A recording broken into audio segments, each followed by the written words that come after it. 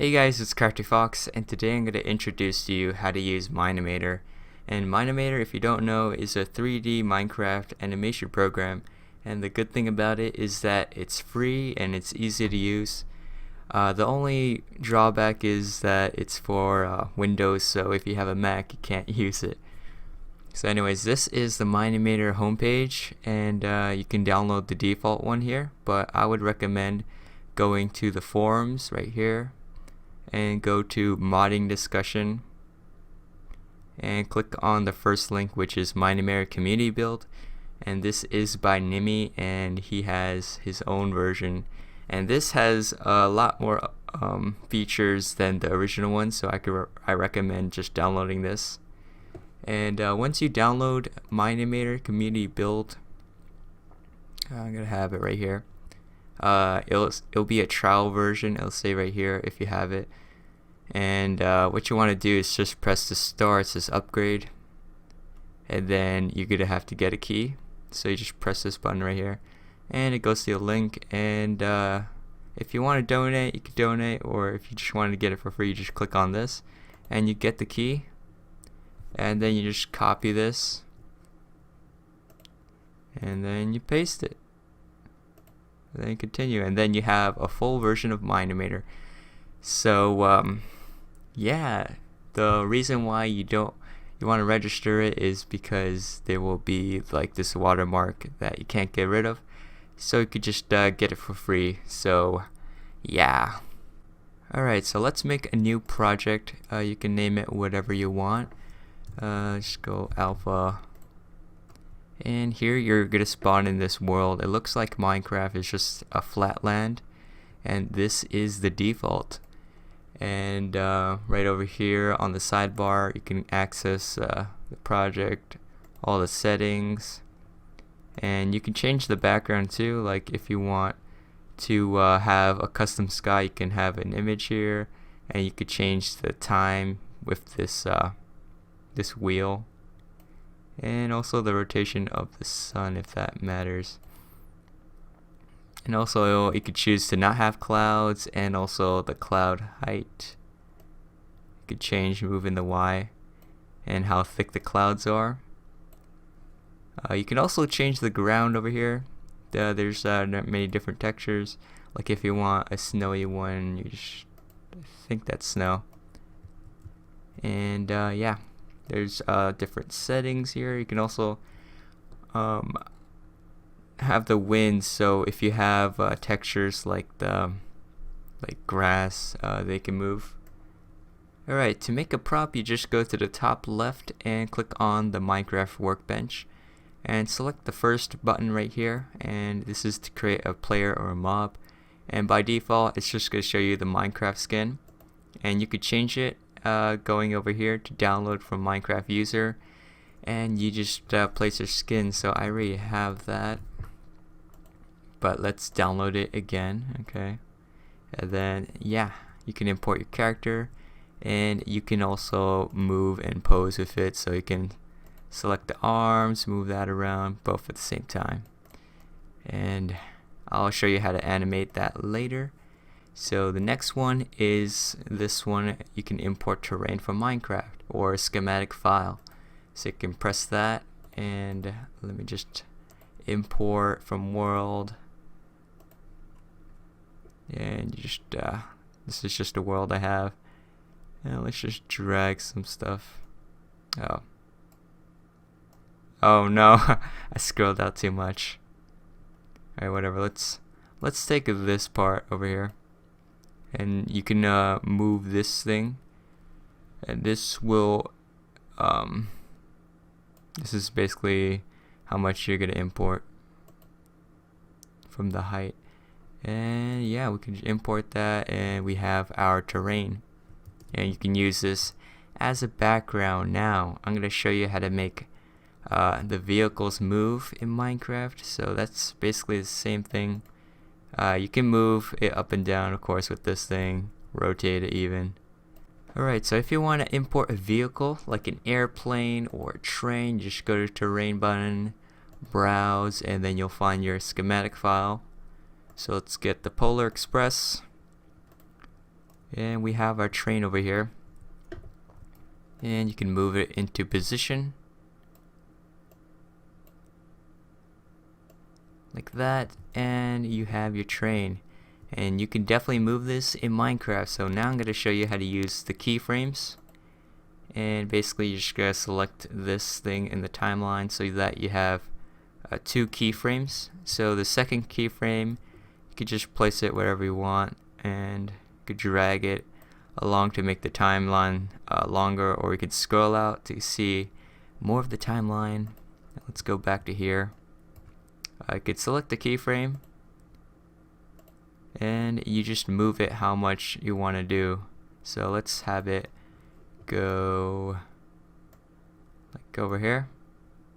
Let's drag that out a bit, and then once you play back using the spacebar, you can see it actually moves.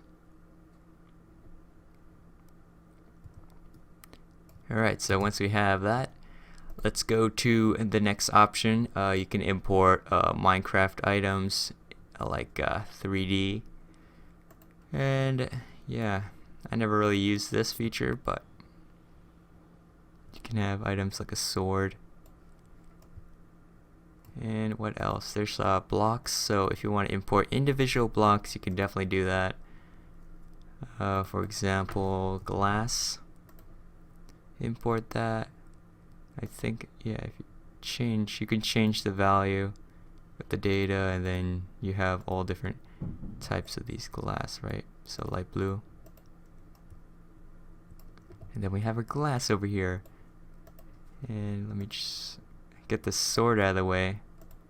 And we have our glass, and you can keyframe anything. So let's just make another keyframe, move that way. You can rotate it at the same time. And then looks good. Okay, maybe that's too slow, so let's move that closer. Alright, maybe even closer. So yeah, it's moving and it's rotating. Alright, the next thing is this. These are the special blocks. So these are blocks that can be animated. So for example, let's get a piston.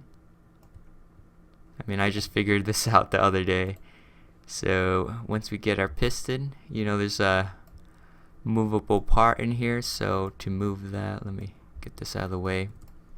We're just gonna go click this. So it's gonna be like a tab, and then just go down, and we have our extension. And you can just keyframe that like that, and right over here. And to move it, I believe there's no arrows here, but if you go to the position, you can change it and just move it like that, and now you have arrows. And that's how you can animate it. So look, it's opening very slowly. Alright, so what's the next thing is a camera.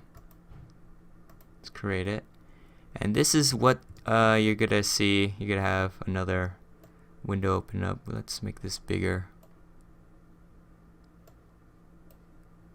and this is what you're gonna render basically, and I'm gonna show you how to render soon. So let's get a camera, and this window is gonna be what your camera's gonna see.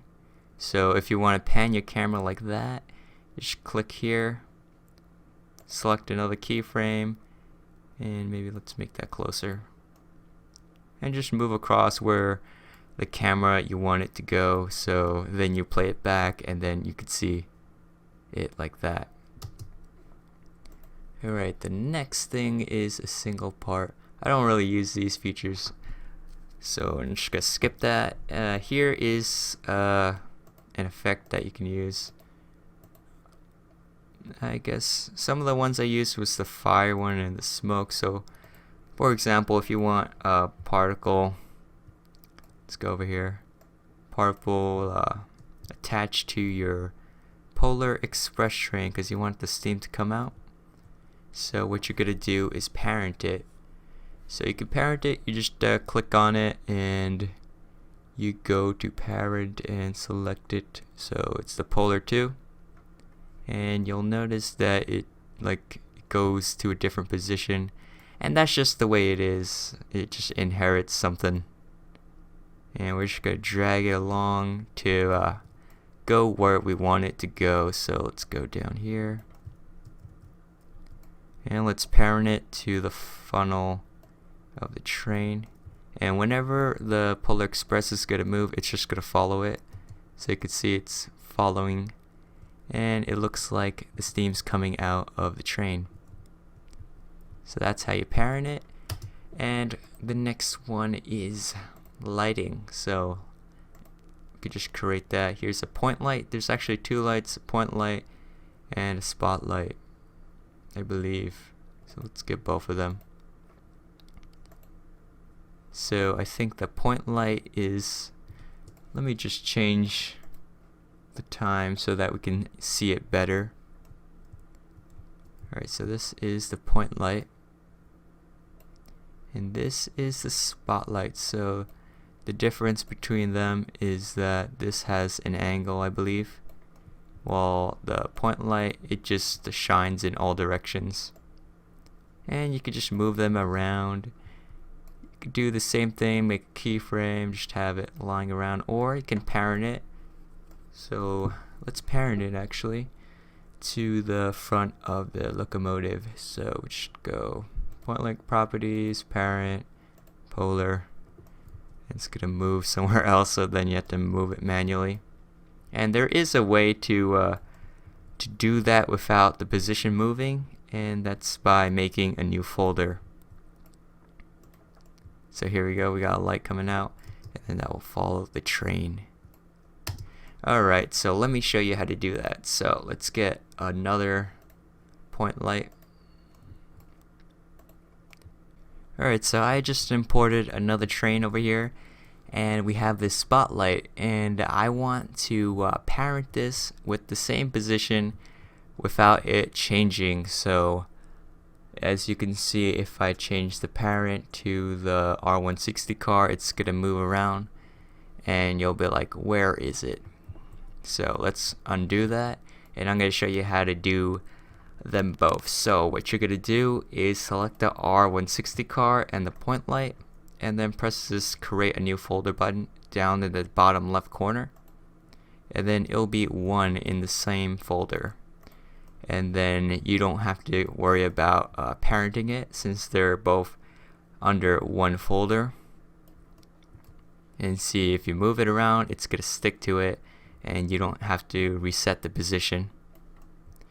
Alright, so if you have a big schematic file, you're gonna have to split in half, because what happens to me, like for my pillar bottom for example, which is a big giant spaceship basically, the file is too big and I ran out of memory and Mineimator crashes, so I had to split it in half.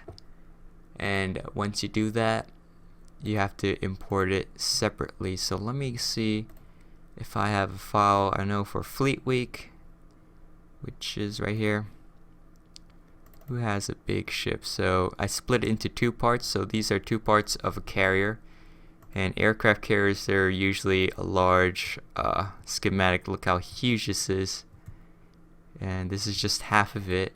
So once you have that half, let's get the other one, which is the 2P, I think, right here.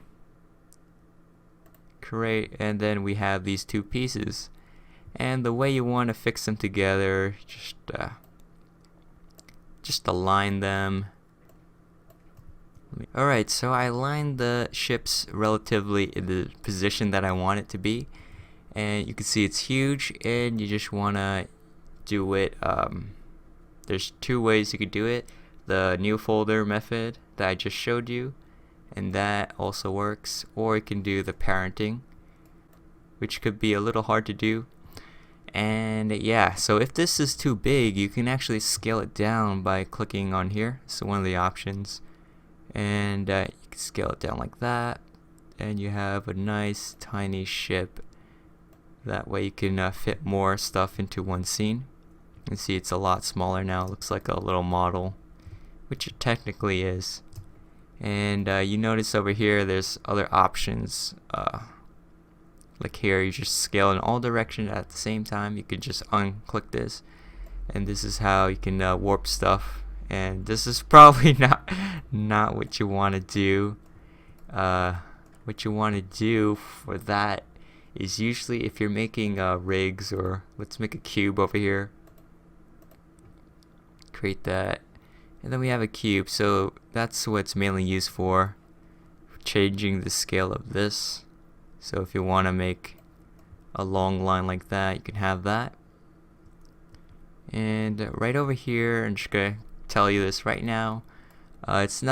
Everything's not always up to date. So we have this old texture for the iron bar. Usually it will just be like the skinny bar, but now this is the old one, and that's what it used to look like. So maybe you can replace that with this thing. You just slim it down like that, and that can be your replacement for those objects. Alright, so what else is there? There's also color. So let me get our Polar Express. You can change the color over here. You can make it invisible with the alpha, make it like a ghost train, or you can make it invisible entirely, so it's like not even there. So what the heck? Oh well, like that, invisible, right? Okay, technically it's still visible. I know this works for Steve model, so that's why. Where's our Steve at? Let's get our Steve over here. Alright, we got our Steve, and he can definitely turn invisible, but for some reason you could just see past everything. And another stuff you could do is change the color. So let me turn back the alpha for him. The color, you can make it dark, so you can mix it like that, and you could change it to whatever shade you want. And here you could make it red, for example. You want something reddish, just mix it, and you can also change the brightness. Alright, and right over here, let's go back to our camera, and you can also change a lot of different stuff. Since you have the community build, you have access to the depth of field and the bloom option, which is pretty cool. And let's go to our camera. See, this is just the regular one, and let's make it special. So the bloom setting that I use is just like 41, and I'm not sure, 19ish. I think that's what I use. And if you want to actually see, you just have to press this button that says render in high quality, and you can see it looks a lot different. Like it adds more vibrance to it, and you notice that it changes, and that's because we have two keyframes. So one's like bloom and the other one has nothing here, so you gotta keep that in mind. So let me just make that the same. Not really the same, but it's close. Let's go back to here. Oh yeah, so if it stops moving like that in your camera, you just press this again, and then that'll reset it. So yeah, you could change it how it looks like. And right here, let's turn that off since it's gonna burn my computer. So you could change the depth of field, and I'm not an expert at this. This is basically some kind of like lens focus thing, and you could definitely experiment with it. See, it's all blurry now, but if we change, I honestly don't know how to use this, so I'm not gonna go over that. There's also a keyframe right here, and this is so that you can change how the pace of how stuff is gonna work. So if you know animation, there's ease in and ease out. That's like the basic one. There's different parts of it, so that's gonna affect how the camera's gonna move. So right here, it moves fast in the middle and slow in the beginning and the end. And you could change how it works. You can make it go instantly, so if you want the camera to move like right away. Actually, this is a bad example. I should have got like more keyframes in here. So let's say I want to go randomly at the front of the train, and that would be instant. And let's see, so it's gonna play like that, and bam, instantly changes the camera, and that's pretty nice. And there's a lot of different other stuff. So like if you want your camera to be shaking, I guess you can use this. It's like weird. Sometimes I use it though, and it can be helpful. So right over here, to render the animation, you just click the camera that you want, or if you have no camera, you're just gonna record your work camera. So you just press on this, export, and you can have all your settings. What I do is I just use the HDV 720, and this is just fine for me. I don't think I'm that professional to use 1080, because that's gonna take a long time to render, and I don't know. I never really have audio tracks in Mineimator. I do that using Sony Vegas, so I'm just gonna uncheck that. And here's to high quality rendering, and let me just say, it's not always the best thing to do high quality rendering, because it will take more time, and sometimes the lighting, it won't be what you want it to be, so just be aware of that. And I have MP4 high. You could put this best if you want. Frame rate, it's 30, and just press save, and then that will render it. And let me just put that on my desktop, and you can see it's rendering pretty fast. And if you want to cancel your rendering, you can do that anytime you want. You just press hold to escape, and that will just cut off the movie right there. So we will actually have the animation movie just cut off like that. So it's not going to delete it or anything, it's just going to cut what you don't want. See, we have our animation there. It's pretty short. And I also forgot to mention, there's this thing. So if you right click your mouse along this timeline, you can render. You could choose to pick what you want to render exactly on the timeline. So if you don't want to render the whole thing, you just want this specific part, you just right click and drag like that. And I know I didn't tell you this before, but to move the camera fast, you just press space bar. And I'm just moving the ASDW keys, which you probably already know by now. And here, I guess this is the audio track. I never put this, honestly. Here is, you could change the background settings during the animation, so you can keyframe it. So if you want like a sunset to appear, you just make a keyframe over here. It's the beginning, keyframe over there, and you just go click on the project properties, change. Let's go nighttime, so it's gonna be daytime. Wait, is this? I need to check if this is C. Let's drag that closer, because that's gonna take way too long. So you can see the clouds are moving and it turns to nighttime. So that's how you can change the time and whatever background elements you want, I think. Alright, so another thing you could do in Mineimator is add text. This could be pretty useful. I used it in my other video for the New York City subway. I had a subway sign that said Crash Street. So here's a piece of text, and you can change the scale of it right over here.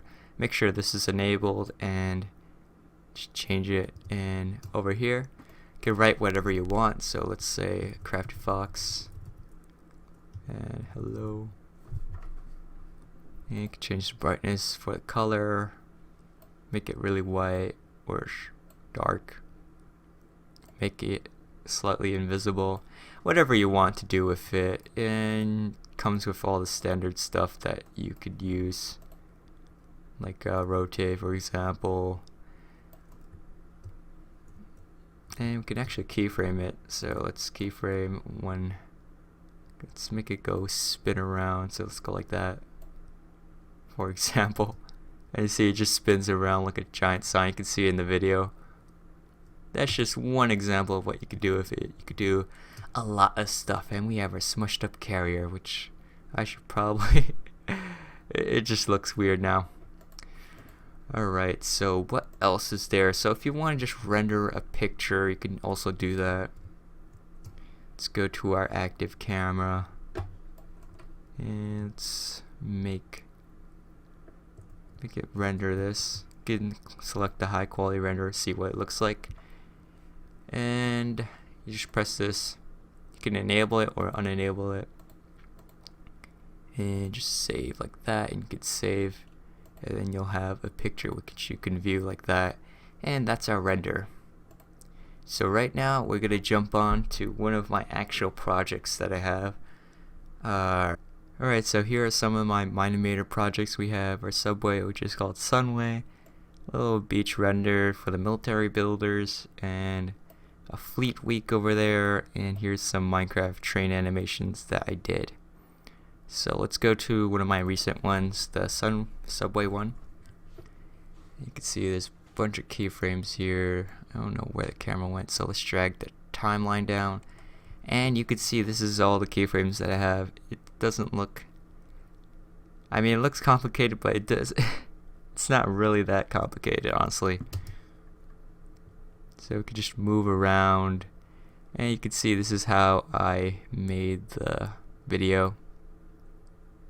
And I did the video using the high quality, so this is a little different how it looks like. And I kind of messed up how it is. So in the beginning of the video, the train was coming in way too fast, but I just recorded that anyways. But later in the video I made it slow, so that's why the doors are not really going to sync that well. So you can see the doors are open while the train's still moving. But anyways, this is like what a scene will look like. This is the setting. It's just a giant tunnel that I imported, and this is a train that I'm moving. And to make the characters walk, I'm not an expert at it, so I use the default one. So if you just go over here to the crafting table, make a Steve, create it, and it should be at the bottom. So we got our Steve, and he's way over there. So let's go to him. It's probably not the best place to show you this, but oh well. Alright, we got our Steve, and let's say we want him to walk forward, which is pretty simple. So all you want to do is you have one keyframe over here, make another keyframe, and the second keyframe you just move him wherever you want him to go,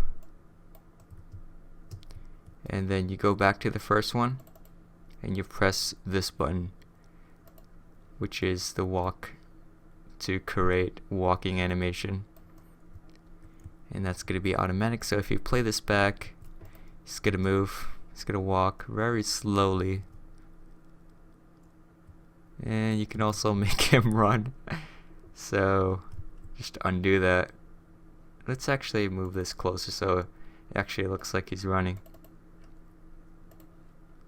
So I did that, and now he's kind of running very slowly. Let me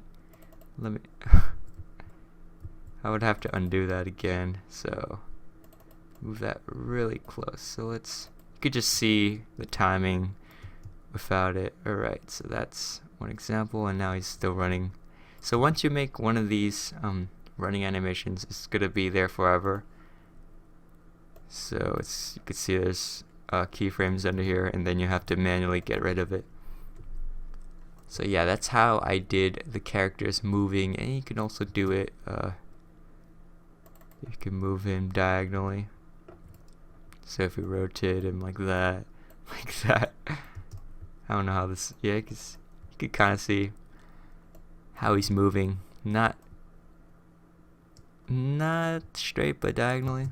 That's okay. Alright, so here's another one of my animations, and this is the one that has the rail fanning, and this is what the setting looks like. And basically what I had was some trains running down here on the track, and I also had the railroad crossing that moves down the arm. And you can see in the setting it's kind of nicer than just a grassy plain. I added some trees so that it looks better. And the way I did it, I just imported one tree and just duplicated it using this button right here. And I just had many trees. And here I just made a group of them, so it's like a folder of trees that you could just duplicate the entire folder. So I have multiple folders of forests. And right here you can see how I did it on the railroad crossing. So I wonder if I have it here. Got a point light. See, we have a light, so I just attached that, making it go follow this thing.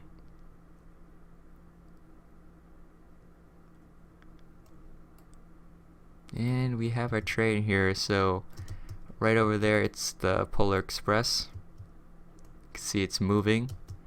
And I had another train over here, so if you want to make stuff invisible, you can also do that. And right here, this folder, this should have been another train. So there's actually two trains running at the same time, but I just made one invisible since we don't want that there. Okay, probably did that to the wrong one. Wait, oh yeah, so now there's three trains, and one train's in another train, so that's really complicated, but they're all running like that, the same direction. Alright guys, so that's my basic introduction on how to use Mineimator. I hope you guys found this video helpful, and I would appreciate it if you hit that like button below. And if you have any questions, you can ask that in the comment section below, and I'll probably answer it.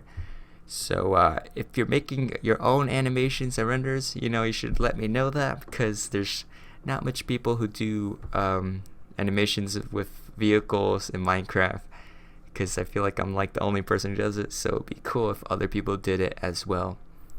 And this is requested by Jordan COTV, you can see right now, and he wanted to animate a plane, so I hope he does that. I mean, Mine-imator is a great tool that you can use, and it's also free, so that's what makes it better than other programs like C4D and Maya.